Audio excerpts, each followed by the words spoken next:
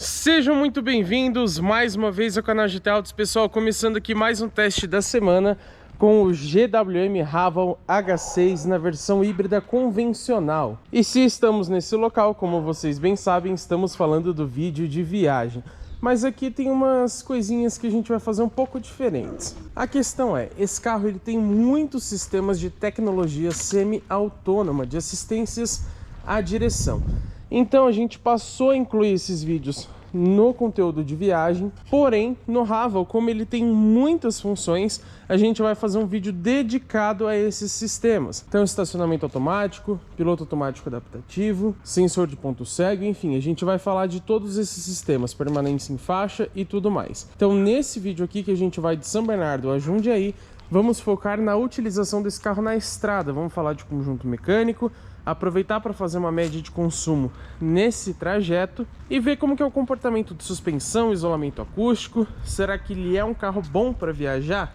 Vamos descobrir isso no vídeo de hoje. Bom, pessoal, pegando estrada aqui com o GWM Haval H6 na versão híbrida convencional. Lembrando que o próprio motor a combustão, aqui a gente tem 1.5 turbo, injeção direta de 4 cilindros em linha, é ele quem recarrega a bateria, que tem somente 1.6 kWh, bateria do tipo NMC, tá? Níquel, manganês, cobalto. O Haval H6 aqui da GWM, ele também tem a versão plug-in, ou seja, tem uma bateria muito maior, se eu não me engano de 34 kWh, que aí você precisa conectar na tomada para ele fazer uma recarga mais eficiente das baterias.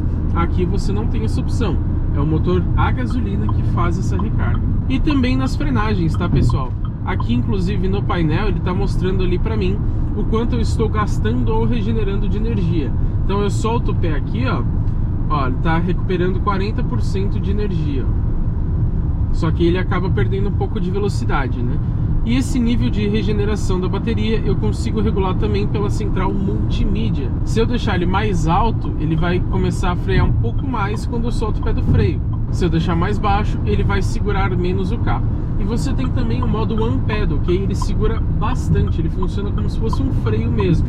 Assim que você alivia o pé do acelerador, ele começa a diminuir bastante a velocidade para conseguir uma maior regeneração de bateria. Eu não sou muito fã de dirigir com esse sistema, mas é uma questão de costume, tá? Tem gente que gosta e você pode deixar ativado ou desativado na central multimídia. Lembrando, esse carro aqui tem uma tração somente dianteira, tem um motor elétrico, ele tem, se não me engano, 177 cavalos, mas o interessante é que combinados, essas duas motorizações têm 243 cavalos de potência com 54 kg de torque. E o desempenho, será que é bom? A gente vai testar já já, como vocês bem sabem, nesses vídeos de viagem que sempre fazemos entre São Bernardo e Jundiaí. E a transmissão desse carro também é um ponto curioso. A gente tem uma caixa automatizada de somente 2 marchas. Porque a gente tem um motor elétrico de alta potência, então muitas das vezes é ele que está tracionando o carro. E essa marcha, ele está sempre engatado na primeira marcha para uma velocidade um pouco mais baixa, e em velocidades mais altas, como por exemplo aqui na estrada, ele engata essa segunda marcha. E na estrada, pessoal, ele usa mais o motor a combustão, ele usa também o elétrico, inclusive os dois juntos ao mesmo tempo, mas ele usa mais o combustão por estar numa faixa de rotação um pouco mais ideal. O elétrico, ele gasta muito na estrada, então a gente ia perder muita bateria aqui, né? Ele consegue equilibrar bem, né? Usando às vezes só o elétrico, os dois juntos, ou só o combustão. E quando ele está somente com o motor elétrico ativado, ele avisa ali no painel que é o modo EV, de Electric Vehicle, né? Um ponto interessante que a gente tem aqui também é que no painel você tem 2 teclas de atalho que você pode configurar de acordo ali com o que você preferir na central multimídia. Então clicando aqui eu deixei definido o modo de condução e ele já abre a tela ali na central multimídia e eu posso trocar o modo de condução por aqui. O esportivo, vocês percebem que ele faz esse barulho diferente e ele pisca o alerta, o que eu não vejo sentido, né? Tem também o modo Snow, que seria para neve, o modo normal e o modo Eco. Eu tô aqui andando no modo Eco porque eu não quero acelerar nesse momento, então eu quero priorizar a economia de combustível. E aqui no painel também consigo regular a assistência de direção. O que seria isso? Seria assistência elétrica no caso. Eu posso deixar no modo conforto, onde ela fica mais macia, o modo normal, que é o convencional, e o modo esportivo, onde ela fica um pouquinho mais durinha. E isso eu consigo mexer rapidamente, já que eu consigo configurar essas funções para essas teclas adicionais aqui no painel, aqui no volante, aliás. Vamos falar de isolamento acústico. Bom, pessoal, sendo sincero, não me agradou muito. A gente está aqui a 120 km por hora, o motor está em 2.500 rotações, ele tem o contagiros ali, então não é uma rotação muito alta. E de fato, o motor você praticamente não escuta ele trabalhar. Essa parte do isolamento acústico é muito boa. Porém, nessas velocidades um pouco mais altas, tem bastante barulho de vento aqui dentro. Ele não isola muito bem nesse sentido. E na estrada ele vai fazer menos, mas na cidade ele também faz bastante barulho de acabamento quando você passa por ruas mais esburacadas. O acabamento desse carro é muito bom, é tudo macio ao toque, mas tem esses barulhos que eu não entendi por quê. Acredito que sejam peças mais internas, né? Não essas externas que a gente está vendo aqui, que é tudo emborrachado e etc. Uma coisa que eu vou detalhar na avaliação completa, mas eu já quero comentar para vocês é o seguinte: eu adoro viajar escutando música, mas nesse carro não é muito legal, porque o sistema de som dele, sinceramente, não é bom. São 8 alto-falantes, tem uma potência de 150 watts, se não me falha a memória. Ao menos na ficha técnica não é um sistema ruim, mas a qualidade não é legal. Mesmo mexendo ali nas configurações do som, eu não achei uma configuração que fique boa. O som não tem uma definição muito legal. Dá a impressão, por exemplo, que você está reproduzindo o som em um celular, para ter uma ideia de que ele não é muito primoroso. Isso me incomodou bastante num carro desse valor. Hoje ele está tabelado em R$224 mil com o teto solar, ou 214 sem o teto, somente isso que muda. Então, por esse preço e considerando ser um SUV médio, de porte em si ele é até maior do que um médio, né? Ele é maior que um Compass, maior que um Taos, que um Corolla Cross e tudo mais. Então eu esperava um pouco mais do sistema de som. Uma outra coisa que me incomoda bastante também é que eu não consigo resetar o trip desde o início. Quando você fica com o motor um bom tempo desligado, ele reseta sozinho desde o início.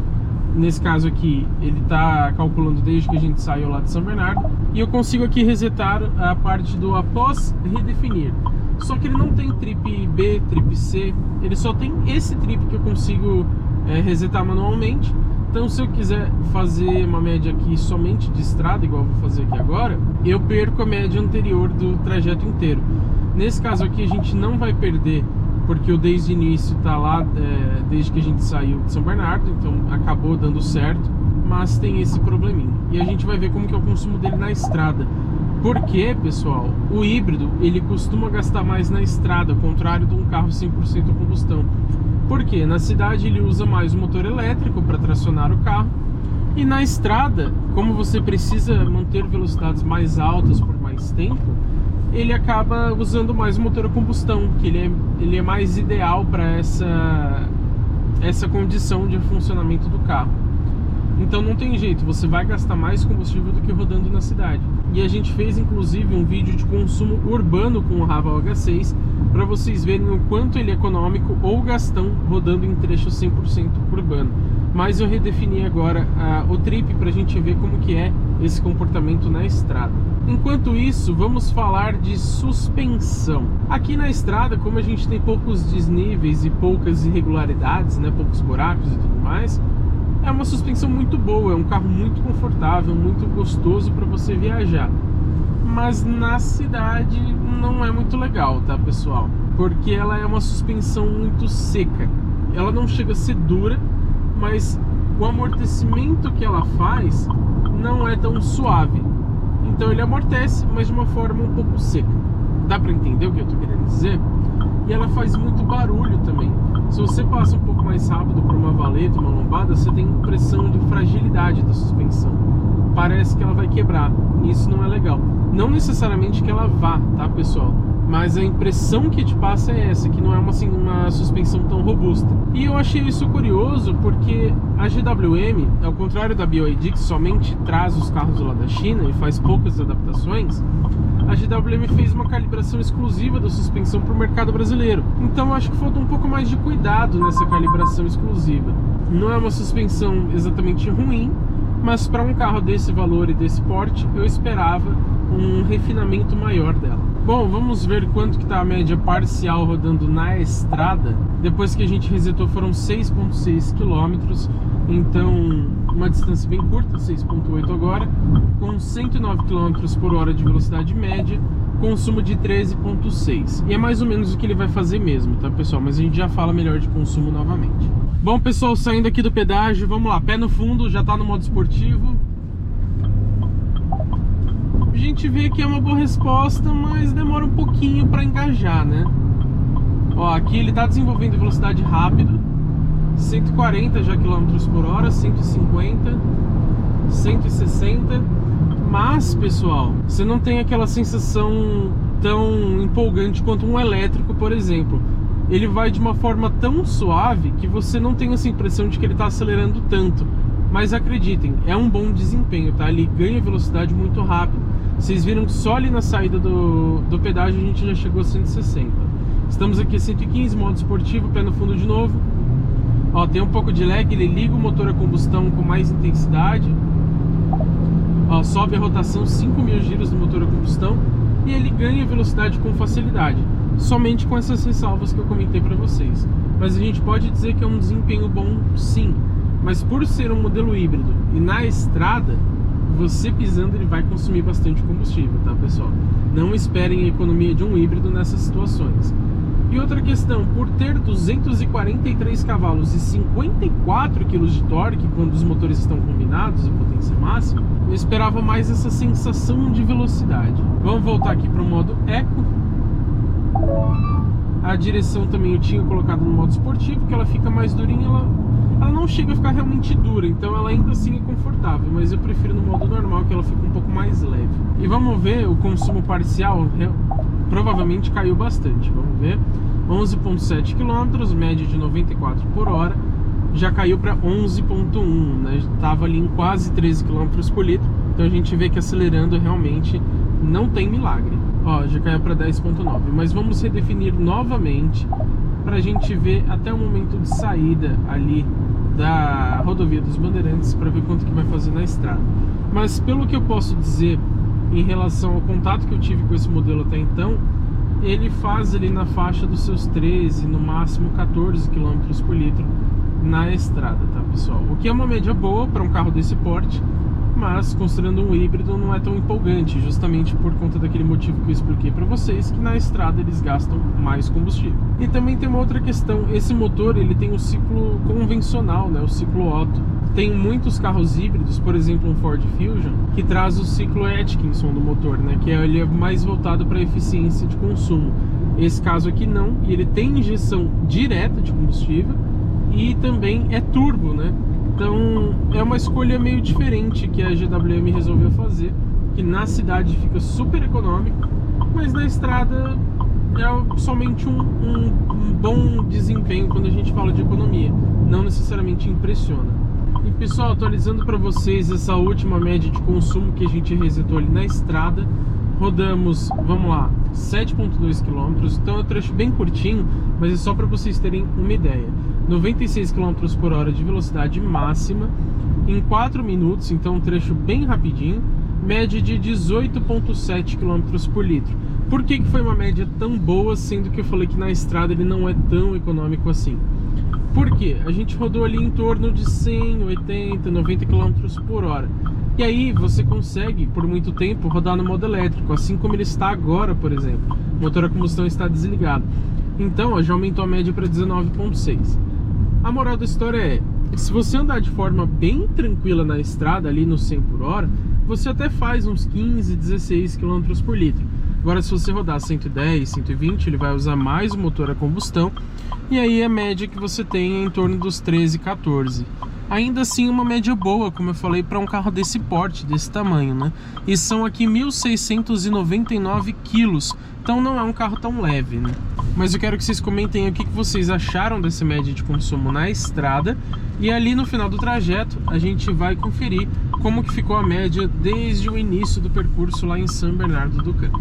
Chegamos aqui no final do nosso trajeto em Jundiaí e eu vou fazer um pequeno resuminho para vocês das minhas impressões ao dirigir o GWM Raval H6 na estrada entre São Bernardo e Jundiaí. Já vou mostrar para vocês como que ficou o consumo nesse percurso total, mas antes vamos falar então de algumas impressões que eu tive com esse modelo. Bom, a conclusão é que eu gostei de viajar com esse carro, ele é bem agradável para você rodar na estrada.